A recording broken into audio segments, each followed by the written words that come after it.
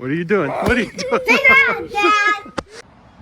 Yeah, so if he gets if he's gonna pull something, he gets this little laugh going on because he's already run the scenario in his head of what is gonna happen. Yeah, okay, that's enough. That's enough. I gotta close the worms. Yeah, that's what that was. He was thinking about dumping the worms out. All right. Hey, stay away from the water. Stay back here. There are no alligators in this pond. Hey. But I want him to get used to the concept of staying away from water's edges. It's here in Florida. You got to think about that.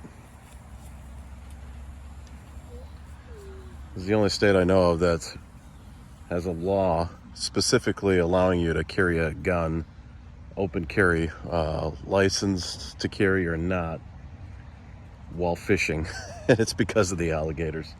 Now, we recently did pass constitutional carry in Florida, but that's for concealed only. But the provision of law for fishing is you can open carry, meaning you can have an open holstered gun on your hip while you're fishing. Come on, buddy, stay back here. Hey, stay back here. Are you done? All right, if you want to fish more, then come back here.